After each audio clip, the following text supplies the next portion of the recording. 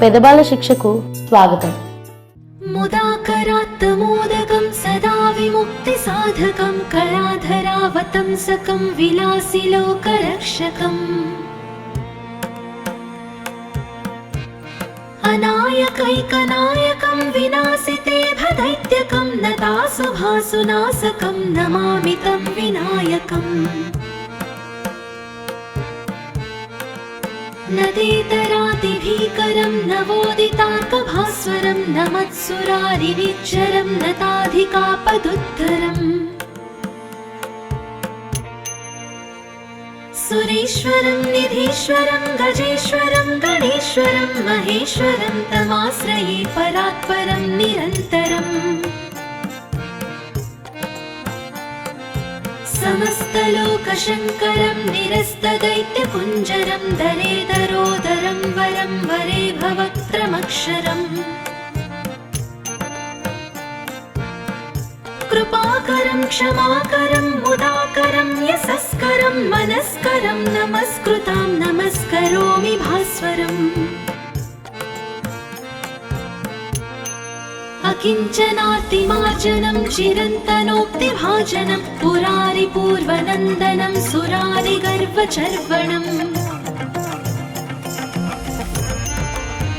प्रपञ्चनाशभीषणं धनञ्जयादिभूषणं कपोलदानवारणं भजे पुराणवारणम्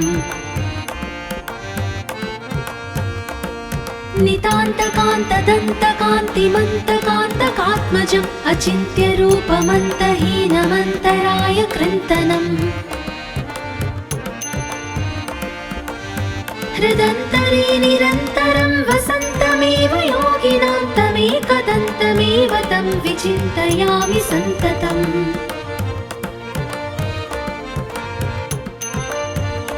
महागणेश पञ्चरत्नमादरेण योऽन्वहं प्रजल्पति प्रभातके हृदि स्मरन् गणेश्वरम् अरोगतामदोषतां सुसाहितिं सुपुत्रतां समाहितायुरष्टभूतिमभ्युपैति सोच्चिरात् मुदाकरात्तमोदकं सदा विमुक्तिसाधकं कलाधरावतंसकं विलासिलोकरक्षकम् अनायकैकनायकं विनाशिते भदैत्यकं नतासुभासुनाशकं नमामि तं विनायकम् नदेतरातिभीकरं नवोदितार्कभास्वरं नमत्सुरारिविच्चरं नताधिकापदुद्धरम् सुरेश्वरं निधीश्वरं गजेश्वरं गणेश्वरं महेश्वरं तमाश्रये परात्परं निरन्तरम् समस्तलोकशङ्करं निरस्तदैत्यकुञ्जरं दरेदरोदरं वरं वरे भवक्त्रमक्षरम् कृपाकरं क्षमाकरं मुदाकरं यशस्करं मनस्करं नमस्कृतां नमस्करोमि भास्वरम् अकिञ्चनार्तिमार्जनं चिरन्तनोक्तिभाजनं पुरारिपूर्वनन्दनं सुरारिगर्वचर्वणम् प्रपञ्चनाशभीषणं धनञ्जयादिभूषणं कपोलदानवारणं भजे पुराणवारणम्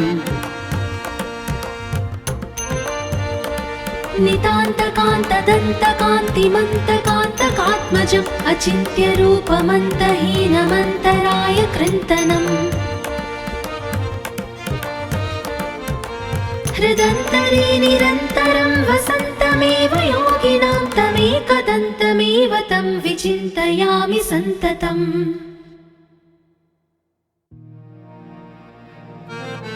महागणेश पञ्चरत्नमादरेण योऽन्वहं प्रजल्पति प्रभातके हृदि स्मरन् गणेश्वरम् अरोगत समास्तलोकशङ्करमनोदतामदोषतां सुसाहितिं सुपुत्रताम् समाहितायुरष्टभूतिमभ्युपैति सोच्चिरात् मुदाकरात्तमोदकं सदा विमुक्तिसाधकं कलाधरावतंसकं विलासिलोकरक्षकम्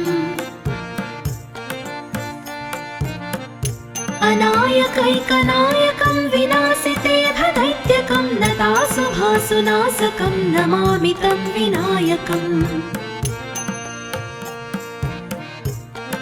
नदेतरादिभीकरं नवोदितार्कभास्वरं नमत्सुरारिनिर्झरं नताधिकापदुद्धरम् सुरेश्वरं निधीश्वरं गजेश्वरं गणेश्वरं महेश्वरं तमाश्रये परात्परं निरन्तरम् समस्तलोकशङ्करं निरस्तदैत्यकुञ्जरं दरेदरोदरं वरं वरे भवक्त्रमक्षरम् कृपाकरं क्षमाकरं मुदाकरं यशस्करं मनस्करं नमस्कृतां नमस्करोमि भास्वरम् अकिञ्चनार्तिमार्जनं चिरन्तनोक्तिभाजनं पुरारिपूर्वनन्दनं सुरारिगर्वचर्वणम् प्रपञ्चनासभीषणं धनञ्जयादिभूषणं कपोलदानवारणं भजे पुराणवारणम् नितान्तकान्तदन्तकान्तिमन्तकान्तकात्मजम् अचिन्त्यरूपमन्तहीनमन्तराय कृन्तनम् हृदन्तरे निरन्तरं वसन्तमेव योगिनां तमेकदन्तमेव तं विचिन्तयामि सन्ततम्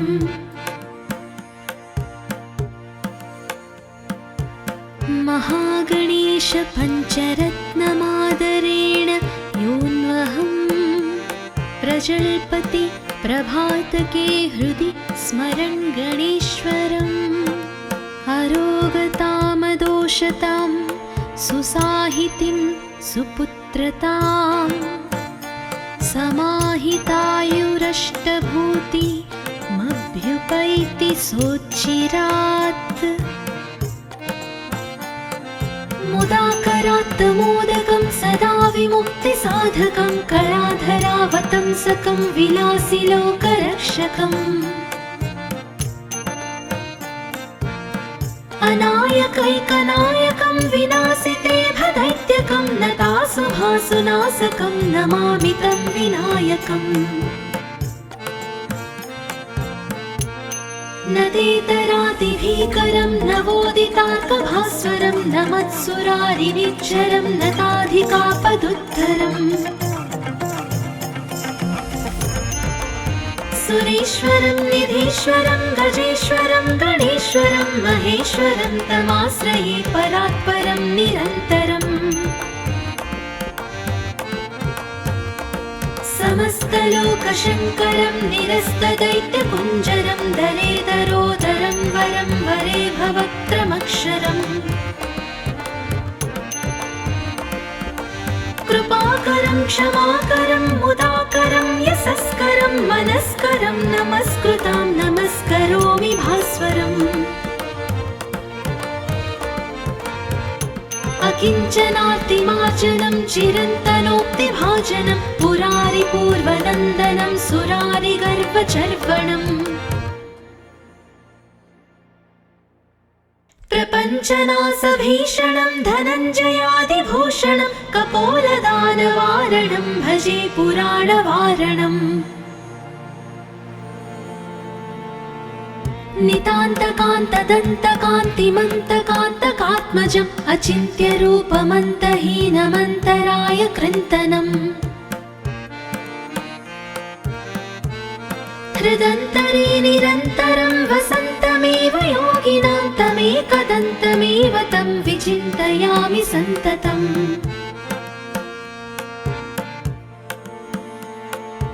महागणेश पञ्चरत्नमादरेण योऽन्वहं प्रजल्पति प्रभातके हृदि स्मरन् गणेश्वरम् अरोगतामदोषतां सुसाहितिं सुपुत्रतां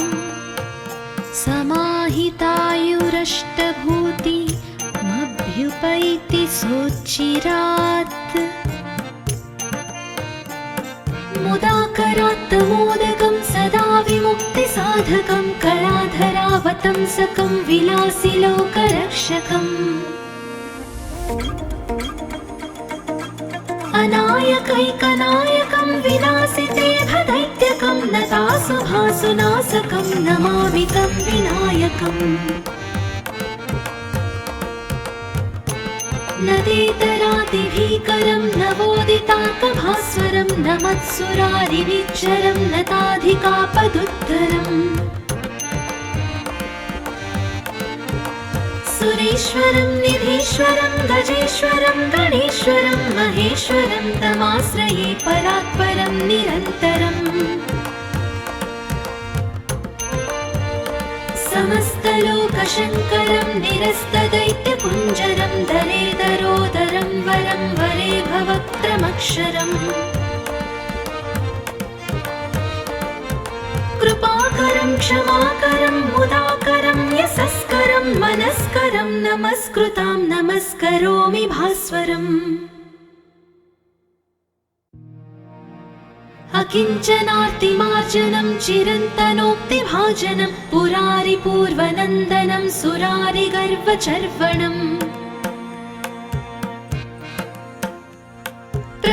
प्रपञ्चनासभीषणं धनञ्जयादिभूषणं कपोलदानवारणं भजे पुराणवारणम्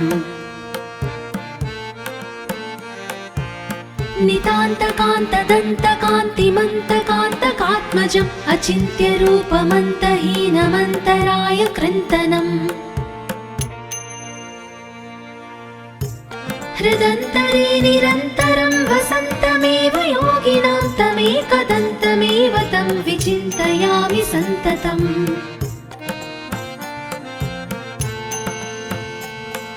महागणेश पञ्चरत्नमादरेण योऽन्वहं प्रजल्पति प्रभातके हृदि स्मरन् गणेश्वरम् अरोगतामदोषतां सुसाहितिं सुपुत्रतां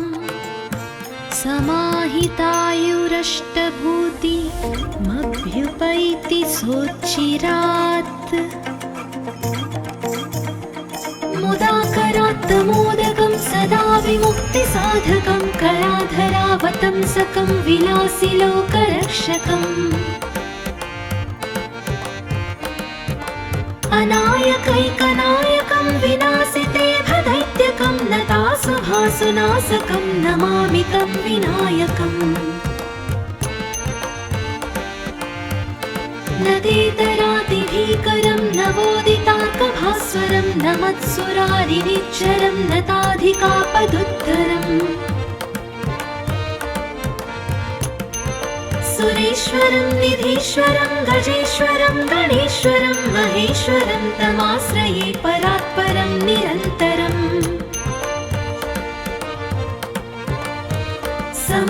समस्तलोकशङ्करं निरस्तदैत्यकुञ्जरं दरेदरोदरं वरं वरे भवक्त्रमक्षरम् कृपाकरं क्षमाकरं मुदाकरं यशस्करं मनस्करं नमस्कृतां नमस्करोमि भास्वरम् अकिञ्चनार्तिमार्जनं चिरन्तनोक्तिभाजनं पुरारिपूर्वनन्दनं सुरारिगर्वचर्वणम् प्रपञ्चनासभीषणं धनञ्जयादिभूषणं कपोलदानवारणं भजे पुराणवारणम् नितान्तकान्तदन्तकान्तिमन्तकान्तकात्मजम् अचिन्त्यरूपमन्तहीनमन्तराय कृन्तनम् हृदन्तरे निरन्तरं वसन्तमेव योगिनां तमेकदन्तमेव तं विचिन्तयामि सन्ततम्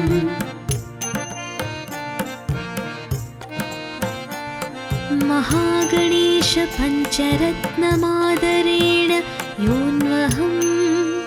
प्रजल्पति प्रभातके हृदि स्मरन् गणेश्वरम् अरोगतामदोषतां सुसाहितिं सुपुत्रतां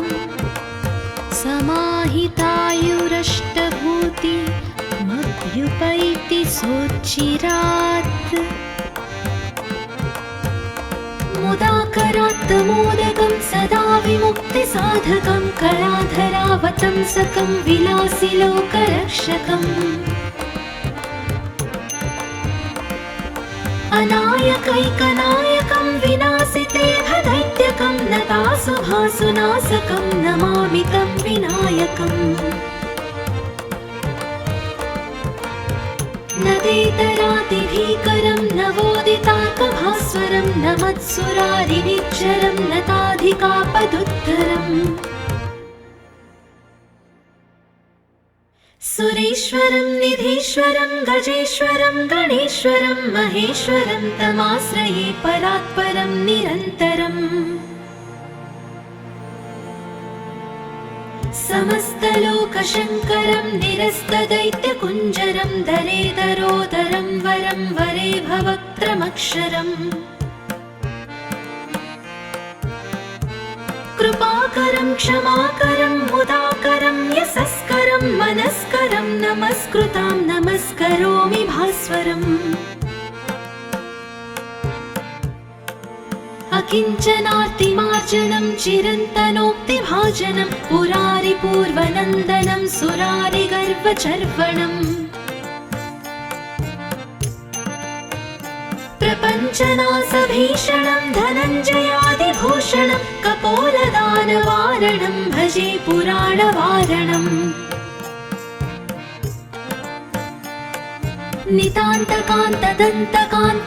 नितान्तकान्तदन्तकान्तिमन्तकान्तकात्मजम् अचिन्त्यरूपमन्तहीनमन्तराय कृन्तनम्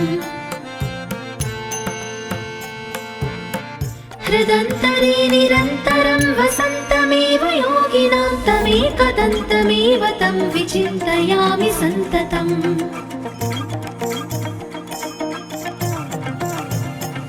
महागणेश पञ्चरत्नमादरेण योऽन्वहं प्रजल्पति प्रभातके हृदि स्मरन् गणेश्वरम् अरोगतामदोषतां सुसाहितिं सुपुत्रतां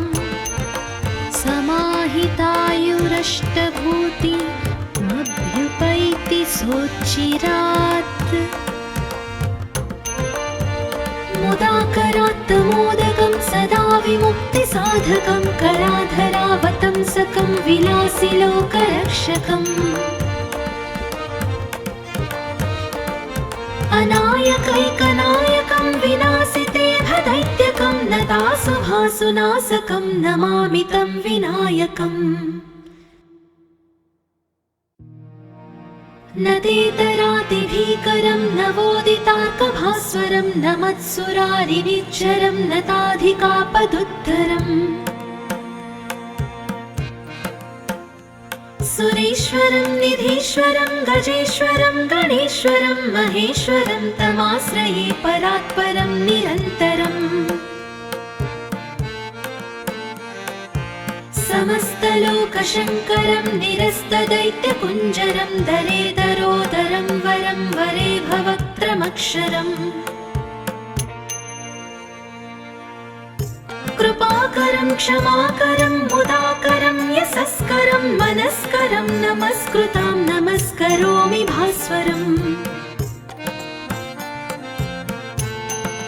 अकिञ्चनार्तिमार्जनं चिरन्तनोक्तिभाजनं पुरारिपूर्वनन्दनं सुरारिगर्वचर्वणम् प्रपञ्चनासभीषणं धनञ्जयादिभूषणं कपोलदानवारणं भजे पुराणवारणम् नितान्तकान्तदन्तकान्तिमन्तकान्तकात्मजम् अचिन्त्यरूपमन्तहीनमन्तराय कृन्तनम् हृदन्तरे निरन्तरं वसन्तमेव योगिनां तमेकदन्तमेव तं विचिन्तयामि सन्ततम्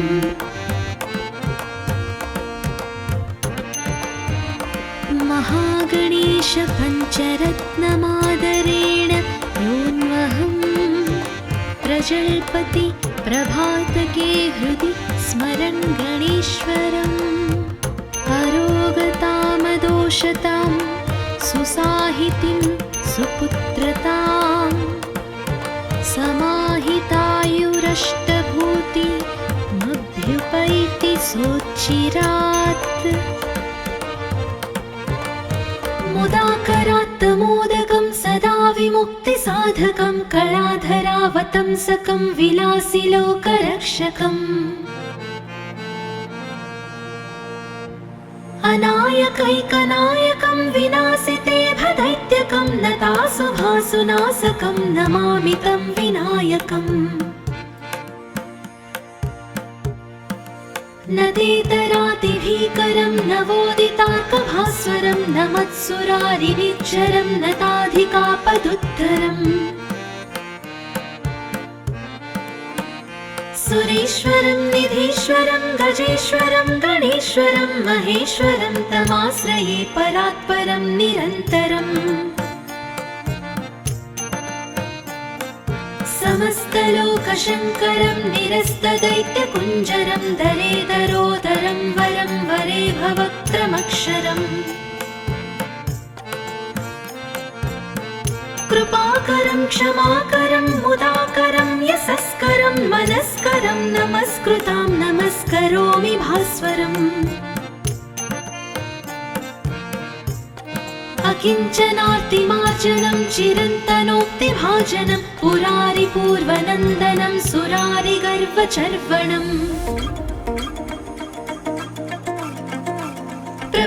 प्रपञ्चनासभीषणं धनञ्जयादिभूषणं कपोलदानवारणं भजे पुराणवारणम्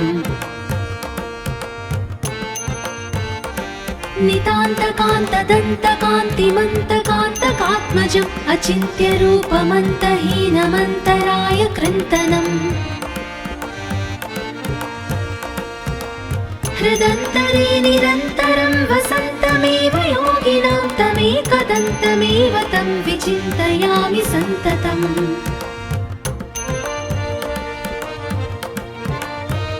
महागणेश पञ्चरत्नमादरेण योऽन्वहं प्रजल्पति प्रभातके हृदि स्मरन् गणेश्वरम् अरोगतामदोषतां सुसाहितिं सुपुत्रतां समाहितायुरष्टभूति मभ्युपैति सोच्चिरात् मुदाकरात् मोदकं सदा विमुक्तिसाधकं कलाधरावतंसकं विलासिलोकरक्षकम् अनायकैकनायकं विनाशिते भदैत्यकं नतासुभासुनाशकं नमामि तं विनायकम्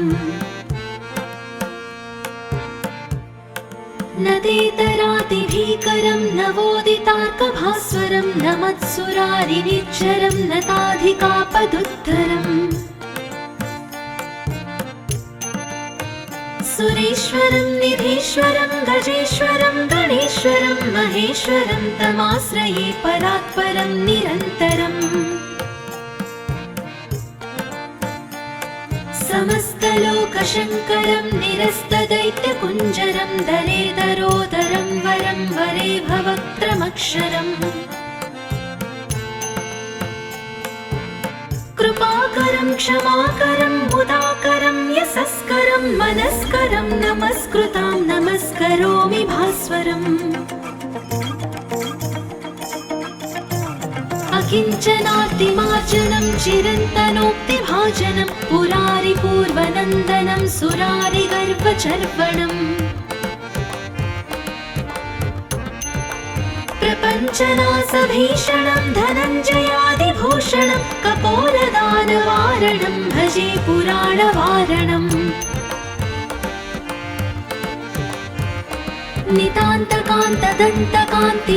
नितान्तकान्तदन्तकान्तिमन्तकान्तकात्मजम् अचिन्त्यरूपमन्तहीनमन्तराय कृन्तनम्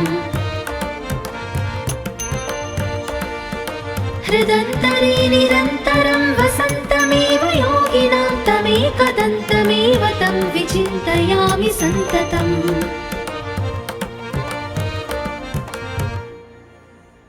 महागणेश पञ्चरत्नमादरेण योऽन्वहं प्रजल्पति प्रभातके हृदि स्मरन् गणेश्वरम् अरोगतामदोषतां सुसाहितिं सुपुत्रतां समाहितायुरष्टभूतिमभ्युपैति सोच्चिरात् मुदाकरात्तमोदकं सदा विमुक्तिसाधकं कलाधरावतंसकं विलासिलोकरक्षकम् अनायकैकनायकं विनाशिते भदैत्यकं नतासुभासुनाशकं नमामि तं विनायकम्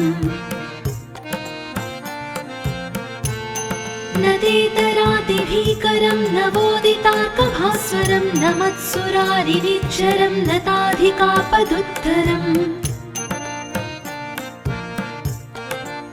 सुरेश्वरं निधीश्वरं गजेश्वरं गणेश्वरं महेश्वरं तमाश्रये परात्परं निरन्तरम्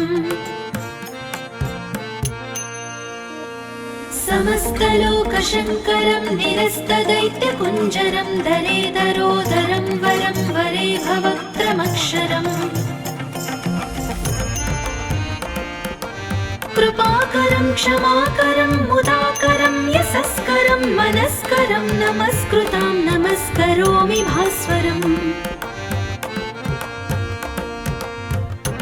अकिञ्चनातिमार्जनं चिरन्तनोक्तिभाजनं पुरारिपूर्वनन्दनं सुरारिगर्भचर्वणम्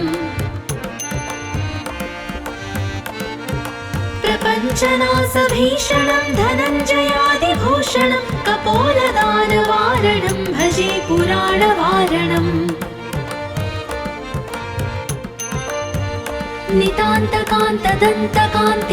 नितान्तकान्तदन्तकान्तिमन्तकान्तकात्मजम् अचिन्त्यरूपमन्तहीनमन्तराय कृन्तनम् हृदन्तरे निरन्तरं वसन्तमेव योगिनां तमेकदन्तमेव तं विचिन्तयामि सन्ततम्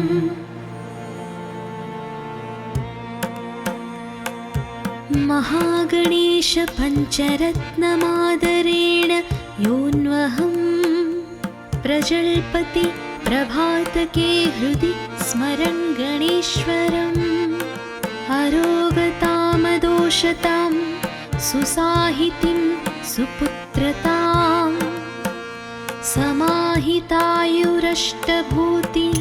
समाहितायुरष्टभूतिमभ्युपैति सोच्चिरात् मुदाकरात्तमोदकं सदा विमुक्तिसाधकं कलाधरावतंसकं विलासिलोकरक्षकम् अनायकैकनायकं विनाशिते भदैत्यकं नतासुभासुनाशकं नमामि तं विनायकम्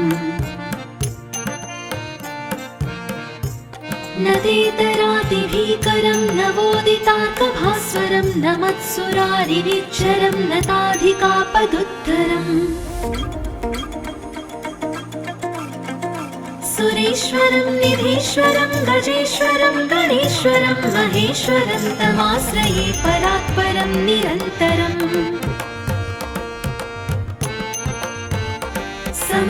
समस्तलोकशङ्करं निरस्तदैत्यकुञ्जरं दरेदरोदरं वरं वरे भवक्त्रमक्षरम्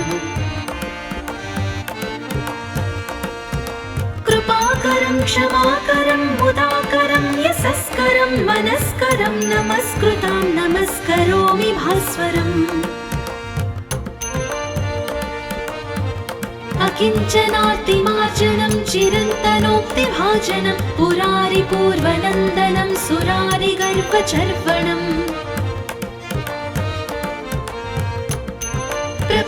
प्रपञ्चनासभीषणं धनञ्जयादिभूषणं कपोलदानवारणं भजे पुराणवारणम्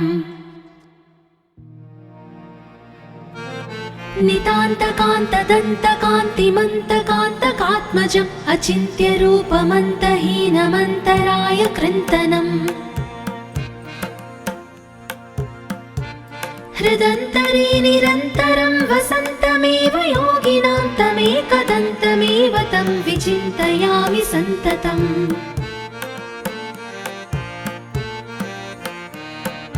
महागणेश पञ्चरत्नमादरेण योऽन्वहं प्रजल्पति प्रभातके हृदि स्मरन् गणेश्वरम् अरोगतामदोषतां सुसाहितिं सुपुत्रतां समाहितायुरष्टभूतिमभ्युपैति सोच्चिरात्